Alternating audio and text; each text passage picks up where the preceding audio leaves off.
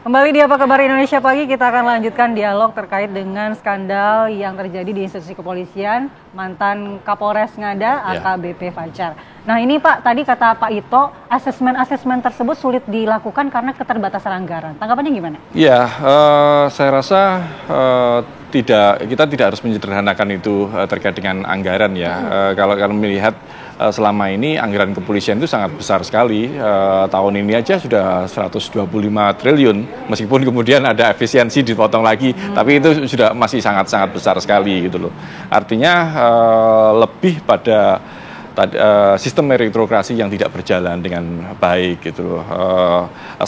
Seseorang yang personil yang akan mendapatkan sebuah jabatan itu kan harus ada asesmen yang ketat gitu loh. Jangan tidak hanya sekedar melihat rekam jejak pendidikan, tapi juga melihat aspek-aspek yang lain.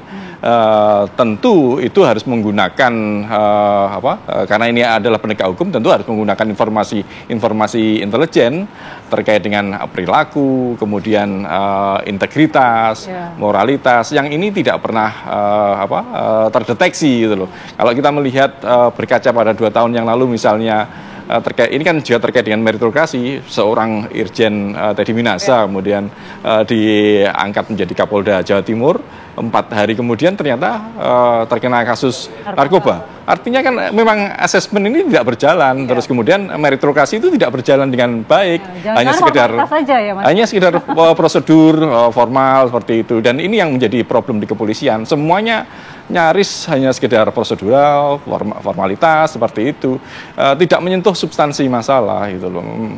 Terkait dengan seseorang yang diangkat mendapatkan jabatan-jabatan tertentu, sudah menjadi perbincangan rahasia umum bahwa ini harus ada setoran, kemudian karena kedekatan seperti itu yang lebih menonjol gitu. Dan saya relasi ya, kedekatan, nepotisme seperti itu.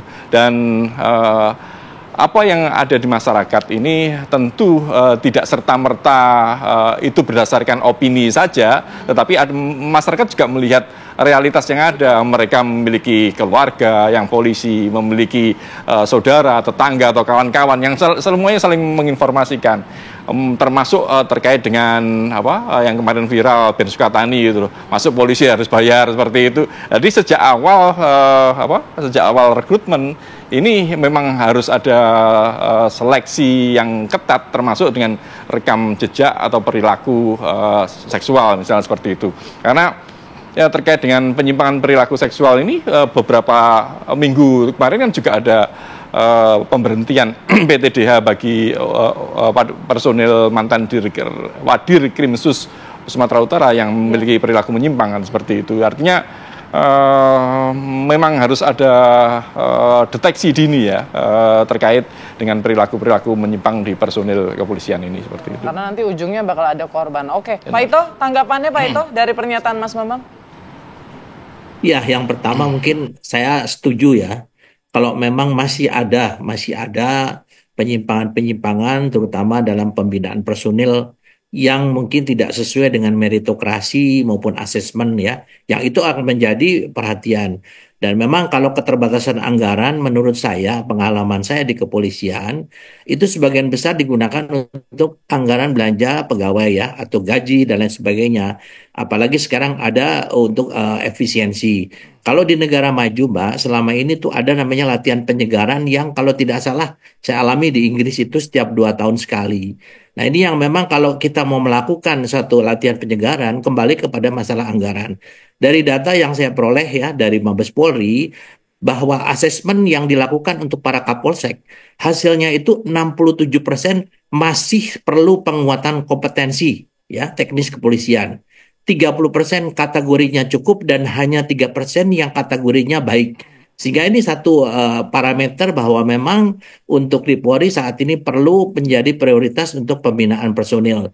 Jadi apa yang disampaikan Pak Bambang itu sebetulnya bagus ya untuk bagi Polri tentunya masukan, karena kan masukan dari pihak eksternal itu akan lebih objektif daripada masukan dari pihak internal. Sehingga apa yang disampaikan untuk bagaimana kita melakukan pembenahan berdasarkan masukan-masukan dari pihak eksternal ini harus menjadi satu masukan yang berharga bagi Polri untuk bisa memperbaiki, membenahi sistem pembinaan personil sehingga kasus di Ngada maupun kasus-kasus yang lain itu tidak sampai terjadi lagi. Dan yang paling akhir adalah Mbak, bahwa bagaimanapun juga sistem pemberian sanksi yang berat bagi anggota itu akan bisa menjadi efek deteren bagi anggota lain agar tidak melakukan hal yang sama. Demikian pendapatnya, Mbak. Baik, terima kasih Pak Ito atas informasinya dan juga waktunya bergabung di Apa Kabar Indonesia Pagi. Terima kasih juga Mas Bambang atas waktunya hadir di Apa Kabar Indonesia Pagi. Kita harapkan ya ada strategi untuk bisa membuat para penegak hukum ini berintegritas ya, ya. Jangan sampai hanya permasalahan anggaran tidak ada jalan begitu, terbentur dengan anggaran begitu. Kita harapkan ya. Oke, baik, terima kasih. Sudah bergabung bersama kami di Apa Kabar Indonesia Pagi. Dan dialog kita tadi pemirsa sekaligus menutup jumpa kita di Apa Kabar Indonesia Pagi hari ini. Saya Putri Windasari. Dan saya Andi Kumala, sampai jumpa.